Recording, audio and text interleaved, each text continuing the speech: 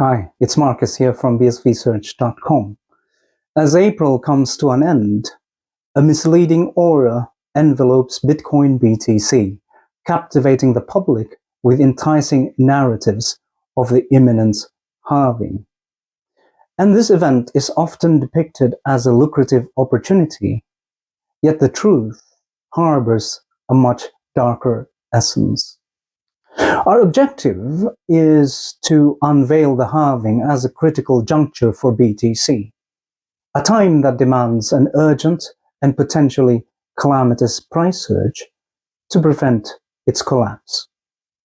In a remarkable divergence, BSV presents a resilient and authentic roadmap, true to Satoshi Nakamoto's initial blueprint for Bitcoin as practical digital money for all.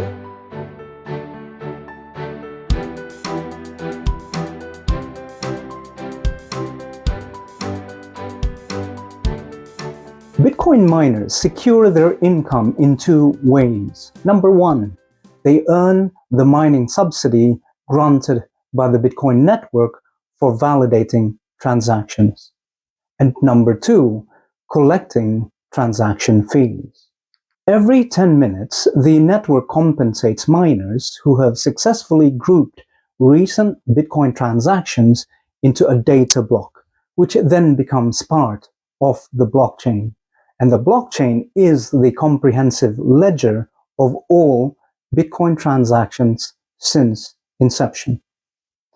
This mining subsidy was initiated in 2009 and it was worth 50 Bitcoins.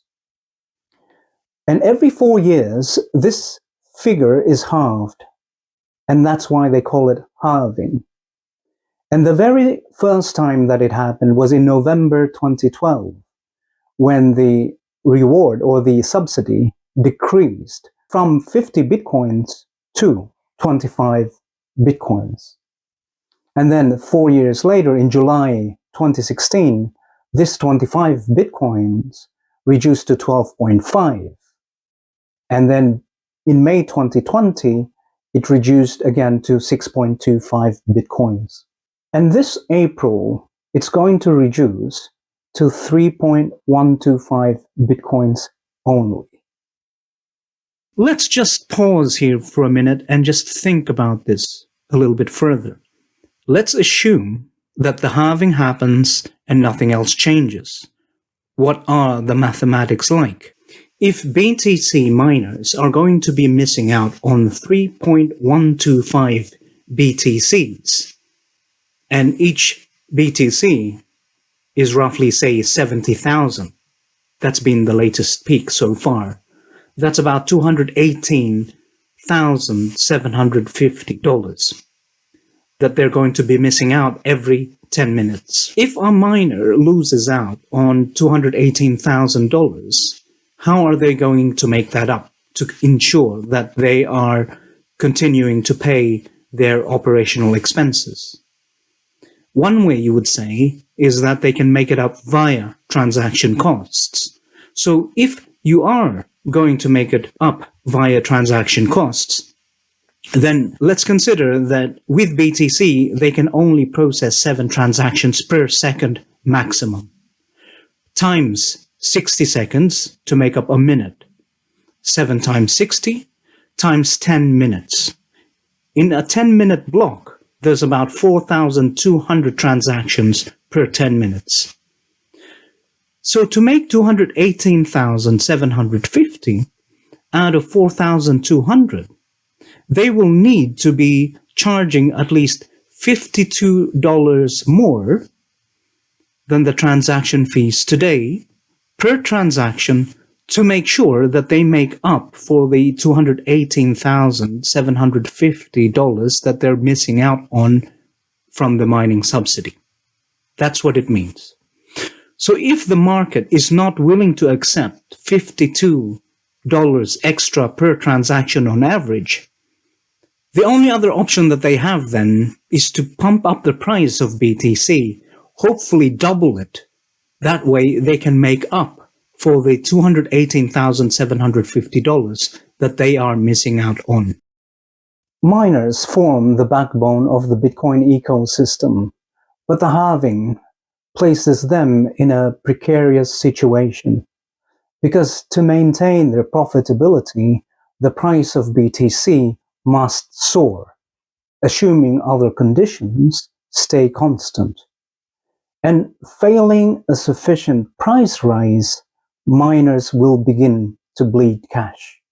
They will struggle to meet their hefty operational expenses, and this can lead them to stop their mining activities.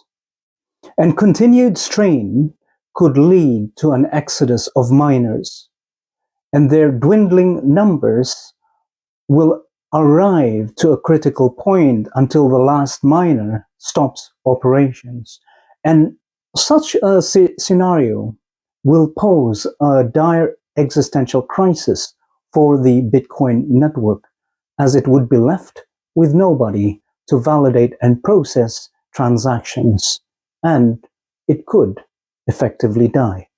Now we're going to talk about why pumping the price of BTC is so important for its survival and why it is being heavily promoted. Recently, many CEOs and financial experts known for their money advice have been telling people to buy BTC, and this reveals a hidden truth. BTC needs a big jump in its price to stay afloat. But it is like taking a gamble with people's trust and money.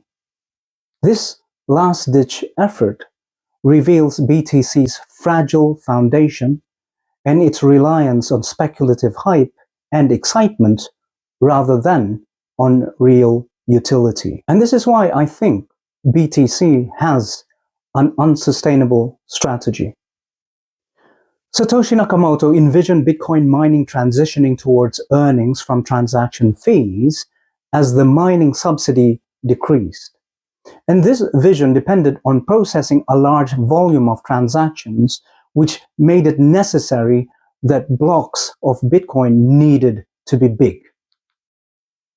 However, the people behind BTC have failed to scale Bitcoin and kept its block size so small that it can only process 7 transactions per second.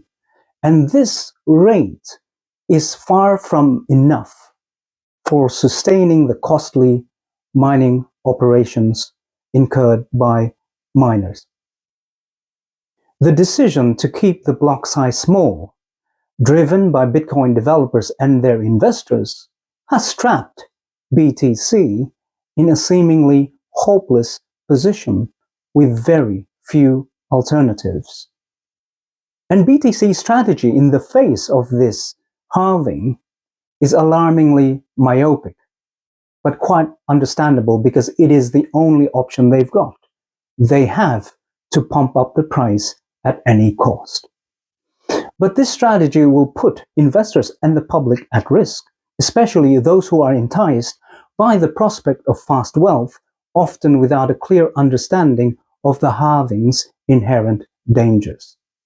In stark contrast to BTC, BSV has embraced Satoshi Nakamoto's original blueprint for Bitcoin scalability and the transitioning towards sustainable mining practices.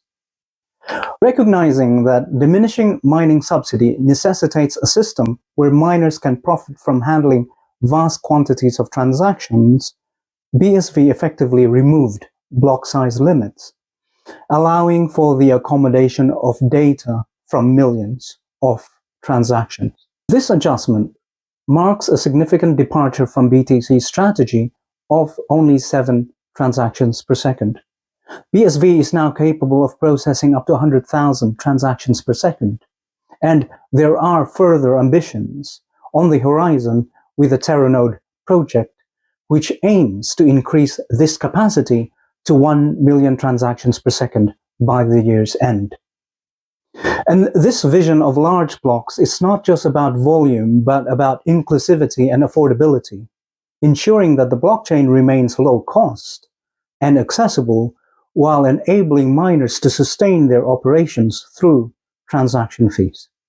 This leap in scalability positions BSV as a formidable platform capable of meeting global demands for data and payment processing at minimal costs. By prioritizing transaction volume over block size limitations, BSV secures a future where miner revenue is stable and the network's growth and adoption are unhindered. With a steadfast commitment to Satoshi's vision, BSV sets its sights on utility and practicality, steering clear of the speculative forces that shadow BTC. We have to look beyond the hype.